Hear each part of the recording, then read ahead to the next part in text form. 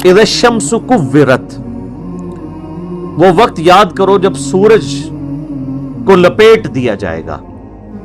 وَإِذَا النُّجُومُ انْكَدَرَتْ, اور ستارے بکھر جائیں گے. میں نے پہلے بھی عرض کیا قیامت والے دن اللہ تعالیٰ نے گریویٹیشنل فورس کو ڈسٹرب کر دینا ہے, اور اس کا اینڈ رزلٹ یہ ہے کہ پھر گریویٹی اگر ڈسٹرب ہو جائے تو اس کائنات کے اندر جتنے اجرام فلکی ہیں, جتنے بھی سیٹلائٹس ہیں, یہ سب کے سب تباہ و برباد ہو جائیں گے. جتنے بھی سن ہے, جتنے بھی سورج ہیں, وہ تمام کے تمام اس کی وجہ سے ایک دوسرے میں مل کے ختم ہو جائیں گے. تو وہ وقت یاد کرو جب سورج کو لپیٹ دیا جائے اور ستارے بکھر جائیں. وَإِذَا الْجِبَالُ سُيِّرَتْ, اور پہاڑوں کو اکھیڑ دیا جائے. اس روئے ارض پہ سب سے مضبوط چیز جو ہے نا اللہ کی مخلوقات میں سے, وہ پہاڑ ہے. کوئی بھی جاندار یا ہماری لینگویج میں جو بے جان چیزیں ہیں, چاہے وہ درختوں کی فارم میں ہوں, جاندار چیزیں چاہے جانوروں کی فارم میں ہوں, کوئی بھی اتنی مضبوط نہیں ہے اپنی کنسٹرکشن کے اعتبار سے جتنے پہاڑ ہیں, بلکہ یہ پوری زمین کی ڈائنامک بیلنسنگ ان پہاڑوں کی وجہ سے. تو پہاڑ بھی گریوٹی کی وجہ سے ڈسٹرب ہو کے اون کی طرح بکھر رہے ہوں. جیسے روئی کے ریشے اڑتے ہیں نا جب اس کی دھنائی کی جاتی ہے, تو اس طرح یہ پہاڑ اس زمین کے اوپر تیر رہے ہوں گے. زمین بالکل فلیٹ کر دی جائے گی. اللہم اجرنا من النار, اللہم اجرنا من النار. وَإِذَا الْعِشَارُ عُطِّلَتْ, جب اونٹنیاں, ایسی اونٹنیاں جو کہ پریگننٹ ہوں اور ان کے بچے پیدا ہونے والے ہوں, وہ بھی بکھرتی ہوئی ہر طرف نظر آئیں. عرب کے لوگ اصل میں جو یہ اونٹنیاں تھی نا, جو پریگننٹ اونٹنیاں تھی, جس طرح آج کل ہمارے سب کانٹیننٹ کے معاشرے میں جب بھینس کا بچہ ہونے والا ہوتا ہے تو بڑی اس کو پروٹوکول سے, بڑی حفاظت سے اس کو رکھا جاتا ہے, کیونکہ آمدہ جتنی روزی ہے اسی سے وابستہ ہوتی ہے. تو عرب کے لوگوں میں اونٹ کی بڑی اہمیت تھی. اونٹ کے بغیر تو ان کی زندگی سمجھ لے کسی بھی راستے پہ, سفر پہ گزر نہیں سکتی تھی, کیونکہ اونٹ کو اللہ نے ایسی کوالٹیز دی ہیں جو دنیا میں اور کسی جانور کے پاس نہیں ہے. 1 مہینے تک بغیر پانی پیے وہ سفر کر سکتا ہے. یہ کوالٹی تو کسی بھی جاندار کی نہیں ہے, وہ سٹور کر لیتا ہے پانی اپنے اندر. تو جب اونٹنی جو ہے وہ پریگننٹ ہوتی تھی, حاملہ ہوتی تھی, تو وہ بڑی اس کی حفاظت رکھتے تھے کہ اب اولاد ہوگی اس کی تو ہم نے اس کو آگے لے کے چلنا ہے. تو عرب کے لوگوں کو اسی چیز کی طرف توجہ دلائے گی کہ جس اونٹنی کو تم بڑا ایسٹ سمجھتے ہو اپنی زندگی میں, وہ قیامت والے دن وہ پریگننٹ اونٹنیاں بھی گویا کہ اس طرح بکھر رہی ہوں گی, ان کا مالک بھی ان سے بے خبر ہوگا.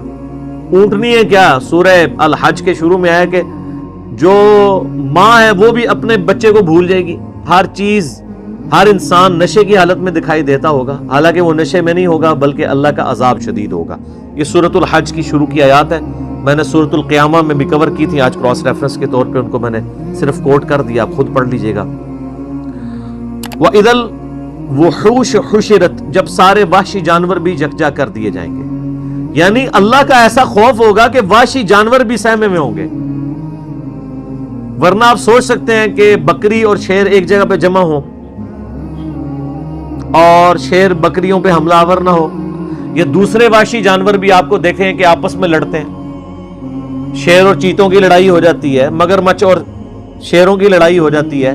یہ سارے لڑنے والے جنگلی جانور بھی قیامت والے دن ایک جگہ جمع ہوں گے, لیکن لڑ رہے نہیں ہوں گے. وہ ایسا خوف کی کیفیت ہوگی کہ وہ بھی ڈر کے مارے سہمے میں کھڑے ہوں گے. انسانوں کی بھی کیا حالت ہونی ہے, تو وہ وحشی جانور بھی, کیونکہ قیامت دن ان کو بھی زندہ کیا جائے گا. صحیح مسلم میں حدیث ہے کہ قیامت والے دن اللہ تعالی ایک سینگ والی بکری اور ایک بغیر سینگ والی بکری, جس نے دنیا میں آپس میں لڑائی کی اور سینگ والی بکری نے بغیر سینگ والی بکری کو سینگ مارا, تو اللہ تعالیٰ قیامت والے دن, صحیح مسلم کی حدیث ہے, دونوں کو زندہ کرے گا اور بغیر سینگ والی بکری کو سینگ دیے جائیں گے اور سینگ والی کے سینگ چھین لیے جائیں گے کہ آج تم اپنا بدلہ اتارو. بدلے کا دن ہے جی وہ, مالک یوم الدین, قیامت کا دن بدلے کا دن. دنیا میں کسی بڑے سے بڑے بدماش کی بدماشی چل سکتی ہے، لیکن آخرت میں لمن الملک اليوم، آج کے دن کس کی بادشاہت ہے؟ للہ الواحد القہار، اس اکیلے اللہ کی جو سب پہ چھایا ہوا ہے۔ آپ دیکھیں یہ سورۃ المومن کی آیت ہے، اللہ نے قیامت کے دن اپنا نام ہی القہار رکھا ہوا ہے، سب پہ چھایا ہوا۔ تو اللہ تعالیٰ فرماتا ہے اس دن وحشی جانور بھی سہمے میں کھڑے ہوں گے ایک جگہ۔ وَإِذَا الْبِحَارُ سُجِّرَتْ، جب سمندر بھڑکا دیے جائیں گے۔ وَإِذَا دَكَّتِ الْأَرْضُ دَكًّا دَكًّا، آگے جا کے آئے گا نا، زمین کو کوٹ کوٹ کے برابر کر دیا جائے گا، یہ زمین کو فلیٹ کر دیا جائے گا، سارے پہاڑ اونچی نیچی چیزیں سب ختم کر دی جائیں گی۔ تو ظاہر ہے اس کا اینڈ رزلٹ یہی نکلنا ہے کہ زمین کے اندر جو لاوا ہے وہ باہر آ جائے گا، یا ایٹ لیسٹ اوپر آ جائے گا۔ تو یہ جو سمندر ہیں، آپ کو پتا ہے سمندروں کے نیچے بھی آتش فشاں ہیں، بعض اوقات سمندروں کے اندر آتش فشاں پھٹتے ہیں تو ایک نئے نئے جزیرے بھی نمودار ہو جاتے ہیں۔ اکثر ٹی وی پہ خبر بھی آتی ہے کہ فلاں سمندر میں، پیسیفک اوشن میں یا اٹلانٹک کے اندر ایک نیا جزیرہ نمودار ہوا ہے۔ وہ جزیرہ کیسے اوپر آتا ہے؟ نیچے وہ آتش فشاں جو ہے وہ اگلتا رہتا ہے، لاوا وہ سمندر کے پانی میں ٹھنڈا ہوتا رہتا ہے، وہ لاوا جمع ہو کے ایک پورے کا پورا ایک نیا آئر لینڈ بن جاتا ہے۔ اور وہ آتش فشاں اتنے طاقتور ہیں کہ ان کی وجہ سے بعض اوقات جب پانی کے اندر ابال پیدا ہوتا ہے، جیسا کہ آپ کسی پانی کے برتن میں کوئی پتھر پھینکیں تو اس میں سے لہریں جنریٹ ہوتی ہیں نا، تو اسی طریقے سے سمندر کے اندر جب آتش فشاں پھٹتے ہیں نا تو اس کے جو بڑا بڑا لاوا نکلتا ہے وہ بڑے بڑے پتھروں کی فارم میں بن جاتا ہے، لیکن اس کی وجہ سے زمین کے اس لاوے کی وجہ سے سمندر کے اندر ویوز پیدا ہوتی ہیں، جیسا کہ باہر سے پتھر مارنے کی وجہ سے ہوتی ہیں۔ چاہے باہر سے پتھر مارا جائے چاہے اندر سے پتھر ہو تو وہ ایک دفعہ ویوز تو نکلیں گی، اور وہی ویوز ہیں جو سونامی کی شکل میں ہیں۔ اور آپ جا کے ذرا یوٹیوب پہ ویڈیوز دیکھ لیں، ایک ایک سونامی آتا ہے تو لاکھوں لوگوں کی زندگی اور کروڑوں کی اور اربوں ڈالرز کی جو کنسٹرکشنز ہیں ان کو ختم کر دیتا ہے۔ تو قیامت والے دن بھی یہی ہونا ہے کہ وہ لاوا جب اگلا جائے گا تو یہ جو بڑے بڑے سمندر ہیں نا، یہ سمجھیں کہ دیگیں بن جائیں گی، جیسے دیگ آپ آگ کے اوپر چڑھا دیں۔ اب یہ سارے سمندروں کے نیچے جب یہ آگ سلگ رہی ہوگی تو وہ نقشہ وَإِذَا الْبِحَارُ سُجِّرَتْ، جب سمندر بھڑکا دیے جائیں گے۔ ظاہر ہے سمندر کے اندر آگ لگ جائے گی، کیسے؟ سمندروں کے نیچے وہ آتش فشاں کی دیگیں ہوگی تو یہ سمندر کے پانی بھی گرمائش کی وجہ سے ابل رہے ہوں گے۔ اللہم اجرنا من النار۔ سر انسان کی جائے پناہ کیا ہوگی پھر؟ تو خوش نصیب تو وہ لوگ ہیں جن کو اللہ کے عرش کا سایہ نصیب ہوگا۔ بخاری و مسلم میں حدیث ہے کہ قیامت والے دن اللہ کے سائے کے سوا، یعنی اس کے عرش کے سائے کے سوا اور کوئی سایہ نہیں ہوگا، اور 7 طرح کے لوگ اس کے عرش کے سائے کے نیچے ہوں گے۔ ان میں سے ایک شخص وہ ہے جس نے جوانی میں توبہ کر لی، در جوانی توبہ کردن شیوہ پیغمبری، یہ پیغمبروں کا طریقہ ہے جوانی میں توبہ کرنا۔ بوڑھا ہو کے تو شیر بھی شکار کرنا چھوڑ دیتا ہے۔ لن تنالوا البر حتى تنفقوا مما تحبون، تم کبھی بھی نیکی کا اعلیٰ درجہ حاصل نہیں کر سکتے جب تک کہ اپنی پسندیدہ چیز اپنے رب کو نہ دے دو۔ انسان کی زندگی میں سب سے پسندیدہ چیز اس کی جوانی ہے۔ جو جوانی اپنے رب کو دے دے تو ظاہر ہے وہ پھر اس چیز کا حقدار ہے کہ اسے اللہ کے عرش کا سایہ نصیب ہو۔ اس کے علاوہ بھی اور لوگ ہیں، اگر آپ نے وہ حدیث ڈیٹیل سے پڑھنی ہے تو وہ حدیث بخاری مسلم دونوں میں ہے۔ آپ مشکات کی پہلی جلد میں کتاب المساجد چیپٹر میں چلے جائیں تو یہ آپ کو شروع میں یہ حدیث مل جائے گی، کیونکہ اس میں ایک وہ شخص بھی ہے جس کا دل مسجد میں اٹک رہا ہو، اسی لیے وہ مساجد والے چیپٹر میں لے کے آئے ہیں مشکات والے امام۔ تو اللہ تعالیٰ فرماتا ہے اس دن سمندر بھڑکا دیے جائیں گے۔ وَإِذَا النُّفُوسُ زُوِّجَتْ، اور جب جانوں کو جوڑ دیا جائے گا، یعنی مطلب روح اور جسم کا تعلق قائم کر کے مردوں کو قبروں سے نکال دیا جائے گا۔ وَإِذَا الْمَوْعُودَةُ سُئِلَتْ، اور جب کہ اس زندہ بچی سے پوچھا جائے گا جسے زندہ دفنا دیا تھا اس کے ماں باپ نے۔ آپ کو پتہ ہے عرب کے لوگ بچی کی پیدائش سے وہ نفرت کرتے تھے، اور آج تک یعنی ہمارے سب کانٹیننٹ کے معاشرے میں وہ فرسودہ نظریات چل رہے ہیں حتیٰ کہ مسلمانوں کے ہاں بھی چلتے ہیں، ہندوؤں کے ہاں تو بہت زیادہ ہے۔ 8 سے 15 سال پہلے کی آلموسٹ رپورٹ ہے BBC کی کہ انڈیا کے اندر روزانہ 3000 بچیاں پریگنینسی کے دوران مار دی جاتی تھی۔ 3000 روزانہ۔ ظاہر ہے 1 ارب سے زیادہ جب آبادی ہوگی، اب تو 1.5 ارب کے قریب پہنچ چکی، تو اس میں 3000 تو کچھ بھی نہیں۔ اسی وجہ سے آج انڈیا میں مردوں کی تعداد عورتوں سے زیادہ ہو گئی ہے۔ 3000 بچیاں، آج بھی وہی چیزیں چل رہی ہیں۔ اور ہمارے بھی سب کانٹیننٹ کے معاشرے میں، آپ پنجاب کے معاشرے میں تو بالخصوص دیکھ لیں کہ بچی کی پیدائش کو ایک نٹوریس چیز سمجھا جاتا ہے، ماں کے حق میں بھی اور اولاد کے یعنی اعتبار سے باپ کے حق میں بھی۔ اور وہ ساسیں جو خود فیمیل جینڈر سے تعلق رکھتی ہیں، وہ اپنے پوتی کے پیدا ہونے کے اوپر ناخوش ہو رہی ہوتی ہیں، حالانکہ انہوں نے نہیں سوچا کہ کیا وہ خود مرد تھی۔ وہ اگر فیمیل پیدا ہوئی ہیں تو ٹھیک ہے، لیکن ان کے بیٹے کے ہاں اگر کوئی بچی پیدا ہو گئی ہے تو غلط ہے۔ کتنی یہ بری ٹریڈیشن ہے۔ یہ لالا بات ہے کہ بعد میں جب وہ بچے بڑے ہوتے ہیں تو بچوں کی وجہ سے اولاد کہ جو بچوں والا جینڈر ہے اس کی پورشن کی وجہ سے ماں باپ جو ہے ذلیل ہو رہے ہوتے ہیں، اور بچیوں کی وجہ سے وہ سکھی ہوتے ہیں۔ یہ لالا بات ہے، زیادہ تر ہم نے یہی دیکھا ہے۔ تو اللہ تعالیٰ فرماتا ہے قیامت دن اس بچی کو زندہ کر کے اللہ تعالیٰ اس سے پوچھے گا بِأَيِّ ذَنبٍ قُتِلَتْ، تجھے کس گناہ کے سبب قتل کیا گیا تھا۔ کتنی لطیف گفتگو ہے کہ قتل کرنے والے سے نہیں پوچھا جا رہا، بلکہ بچی سے پوچھا جائے گا کہ معصوم بچی آج تیرا دن ہے، تو بول کہ کس جرم کی پاداش میں تجھے قتل کیا تھا تیرے ماں باپ نے۔ تو معصوم بچی کو اللہ تعالیٰ بیسیکلی اسے حوصلہ افزائی فرما رہا ہوگا کہ آج دن ہے، تجھے بدلہ دلایا جائے گا۔ تو قیامت والے دن اللہ تعالیٰ پھر اس بچی سے پوچھے گا جسے دفنا دیا گیا تھا زندہ یا قتل کر دیا گیا تھا۔ وَإِذَا الصُّحُفُ نُشِرَتْ، اور جب اعمال نامے کھولے جائیں گے۔ وَإِذَا السَّمَاءُ كُشِطَتْ، اور جب آسمان کی کھال ادھیڑ دی جائے گی۔ اس کا ایک معنی یہ بھی ہو سکتا ہے کہ آسمان بھی پھٹ جائے گا اور اوپر کی مخلوقات بھی انسانوں کو نظر آنا شروع ہو جائیں گی۔ اور یہ کھال ادھیڑنے کا ذکر سورہ رحمان میں بھی ہے کہ قیامت والے دن آسمان بالکل سرخ ہو جائے گا۔ جیسے آپ کسی جانور کی کھال ادھیڑیں تو اندر سے سرخ گوشت نکلتا ہے، اللہ کے غضب کی وجہ سے وہ سرخ نظر آ رہا ہوگا۔ وَإِذَا الْجَحِيمُ سُعِّرَتْ، اور جب جہنم دہکا دی جائے گی۔ جہنم ابھی بھی موجود ہے، لیکن اس وقت ذرا اسے پھر مزید دہکایا جائے گا، تاکہ بلکہ وہ تو جوش مار رہی ہوگی مجرمین کے لیے، قرآن میں آتا ہے۔ اور جب مجرم پھینکے جائیں گے وہ کہے گی حل من مزید، اور بھی ہے تو میرے اندر داخل کیا جائے۔ اللہم اجرنا من النار، آمین۔ وَإِذَا الْجَنَّةُ أُزْلِفَتْ، اور جب جنت قریب کر دی جائے گی، یعنی وہیں پہ جن لوگوں نے دنیا میں اچھے کام کیے ہیں ان کی حوصلہ افزائی شروع ہو جائے گی۔ جنت بھی آ جائے گی، حاضر کر دی جائے گی، اور دوزخ بھی۔ عَلِمَتْ نَفْسٌ مَّا أَحْضَرَتْ، یہ 13 آیات کے بعد اصل میں کانٹے کی بات کی گئی ہے کہ یہ سب کچھ باتیں کیوں ہو رہی ہیں۔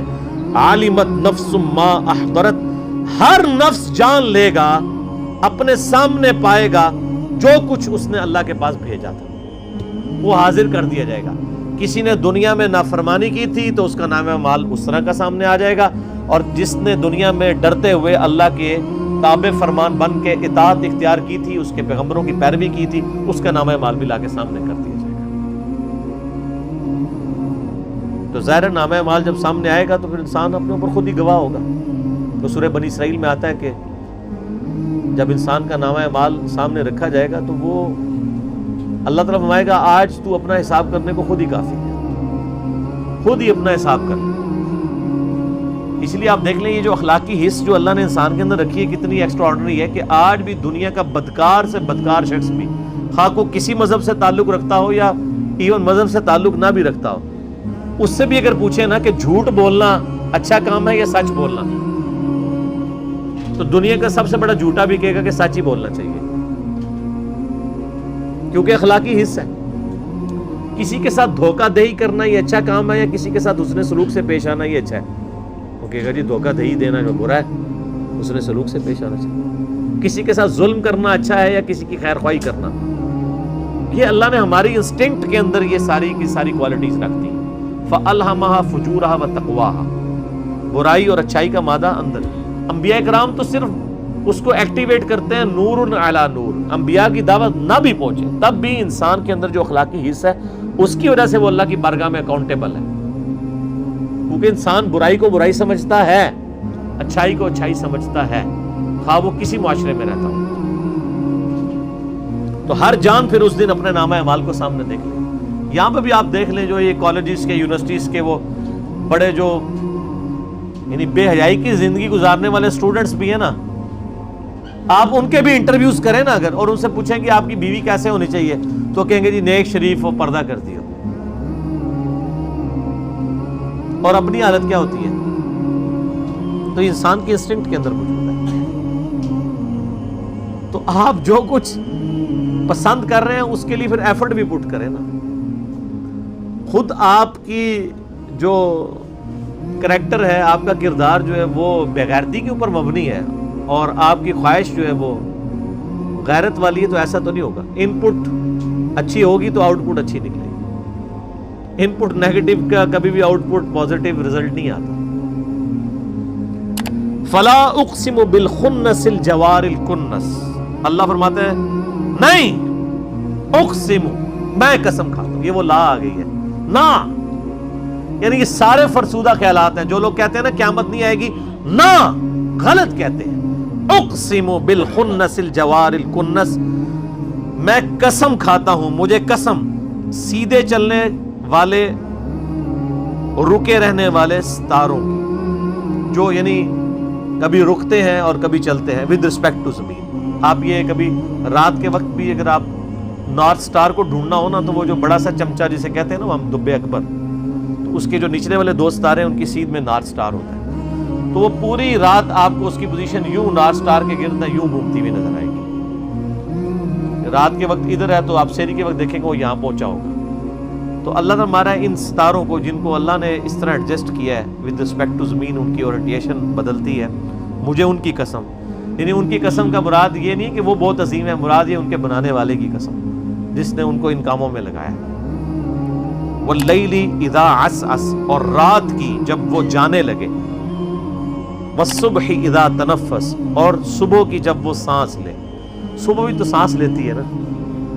صبح کا وقت آتا ہے تو آپ دیکھیں کہ ایسے جیسے ایک شخص کی سانس آپ فیل کرتے ہیں اس کی زندگی کی علامت. رات کو بالکل سناٹا چھایا ہوتا ہے، جب رات جانے لگتی ہے صبح آتی ہے تو گویا یہ صبح سانس لے رہی ہوتی ہے.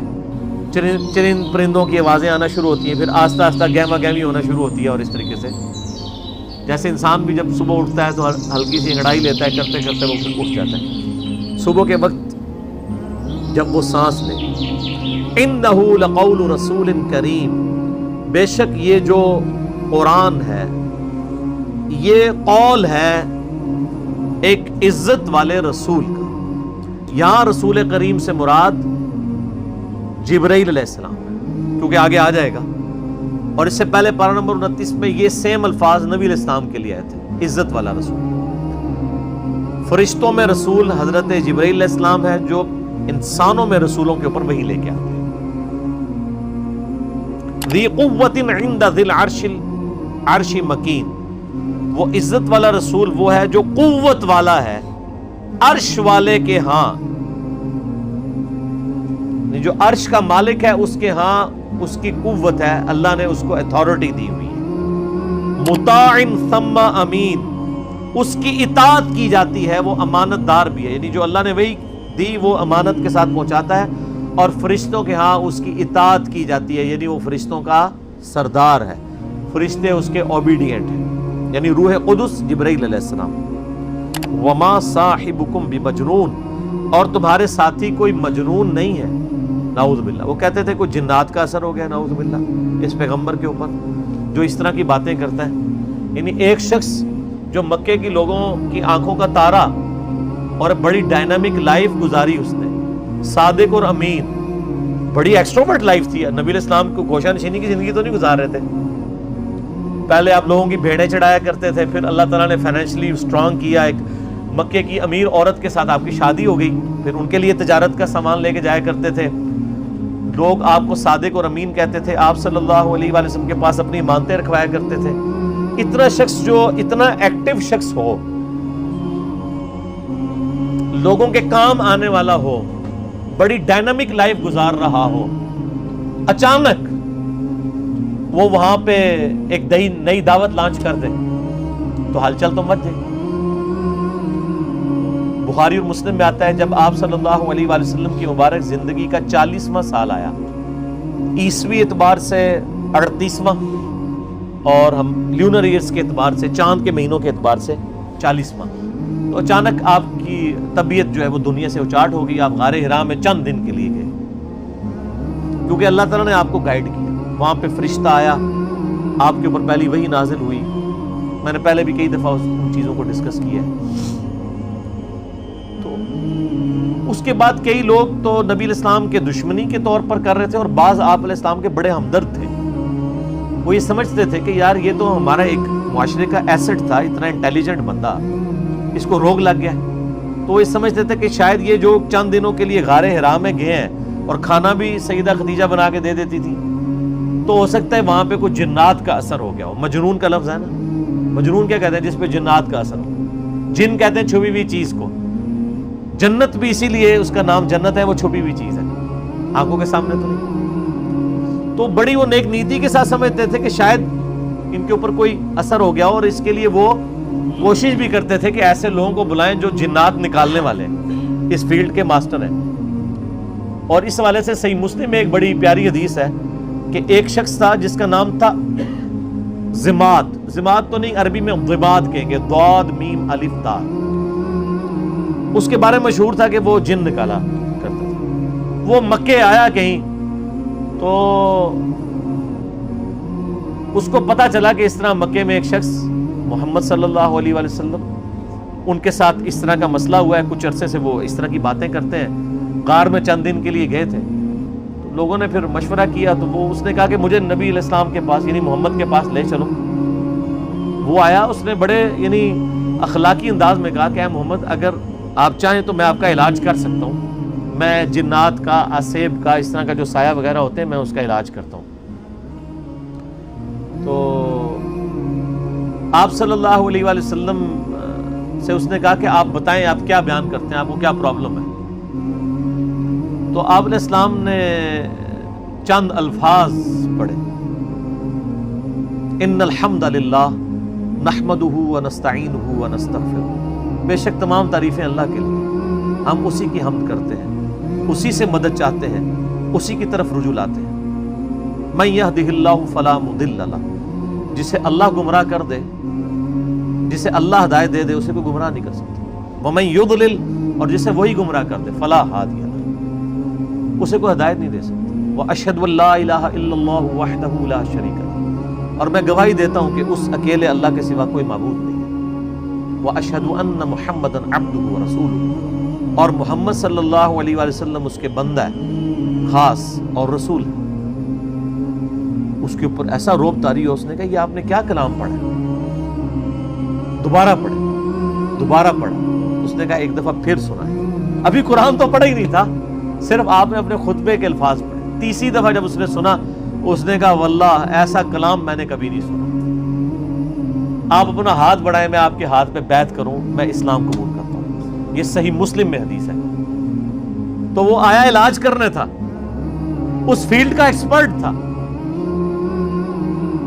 جس طرح آپ دیکھ لیں کہ جادوگروں نے اسلام قبول کر لیا تھا، ان کو پتہ چل گیا تھا کہ موسیٰ علیہ السلام جو کچھ کر رہے ہیں یہ جادو نہیں ہے، کیونکہ ہر ایکسپرٹ اپنی فیلڈ کو جانتا ہے۔ ایک ڈاکٹر کو پتا ہے کہ ڈاکٹر زیادہ سے زیادہ کیا کر سکتا ہے، اور اس کے سامنے کوئی ایسا ایکسپیرینس آ جائے وہ کہے گا یہ ڈاکٹری میں پاسبل نہیں۔ جادوگروں کو بھی پتا تھا کہ جادوگر آنکھوں کا دھوکہ کرتے ہیں، یہ تو فزیکلی کر کے بتا رہا ہے یہ جادو نہیں۔ تو جادوگر جن کی بیس پہ فرعون اکڑا ہوا تھا وہ تو مسلمان ہو گئے، اس کے بعد تو فرعون کو ویسے ہی مسلمان ہو جانا چاہیے تھا، لیکن نہیں ہوا، ہدایت اس کی قسمت میں نہیں تھی۔ یہاں پہ بھی مشرکین عرب جو بار بار کہتے تھے اس پہ جنات کا اثر ہے، جو جنات کا ایکسپرٹ ہے وہ کہہ رہے کہ یہ جنات کا اثر نہیں ہے، اور وہ مسلمان ہو گیا۔ اس کے بعد گنجائش رہتی تھی کہ مشرکین عرب نبی علیہ السلام پہ ایمان نہ لاتے، لیکن وہ قسمت میں ہدایت. اور لوگ کہتے ہیں جی اللہ کے نبی زندہ تھے, لوگ پتہ نہیں کیوں نہیں بات مانتے تھے. آج اللہ کے نبی کی بات مان رہے ہیں لوگ. وہ تو ان سے بہتر تھے, وہ کافر تھے, کم از کم ڈٹے تو ہوئے تھے نا. یہ مسلمان ہو کے اللہ کے نبی کی بات ماننے کے لیے تیار نہیں. تو میں تو آج کل کے مسلمانوں کو دیکھتا ہوں تو مجھے اندازہ ہو جاتا ہے کہ واقعی یار ایک بندہ نبی کو مان کے بھی نبی کی نہ مانے تو یہ تو بڑا مسئلہ ہے, اور ایک بندہ نبی کو مان ہی نہیں رہا وہ اس کی نہ مانے تو وہ چھوٹا مسئلہ. یہ جو آج کہہ رہے ہوتے ہیں نا جی وہ کاش تیرے زمانے میں ہوتا تو میں تیرے قدموں سے لپٹ جاتا, کبھی میں تیری جوتیوں کا تسمہ ہوتا, یہ کچھ ہوتا, میں کہنا رفع دین پھر بھی نہ تو شروع کرتا. تو کہنا من لوگ کہیں گے کہ یار ایک مکیہ میں مارنا ہے. یعنی جو اتنا بزدل ہے آج کے دور میں کہ وہ اپنے نظریات کو قرآن و سنت پڑھ کے چینج کرنے کے لیے تیار نہیں ہے, تو وہ ابو جہل ہی ہوتا. یہ ضروری نہیں ہے کہ تیرے ہوتے جنم لیا ہوتا تو ابو بکر, عمر, عثمان و علی ہوتا رضی اللہ عنہ اجمعین. نہیں, عین ممکن ہے کہ ابو جہل ہوتا, عبداللہ ابن ابی ہوتا. یہ بات کرنا بڑا آسان ہے, تیرے ہوتے جنم لیا ہوتا. یہ ساری کہانی ہے میرے بھائی, یہ بڑا مشکل کام ہے.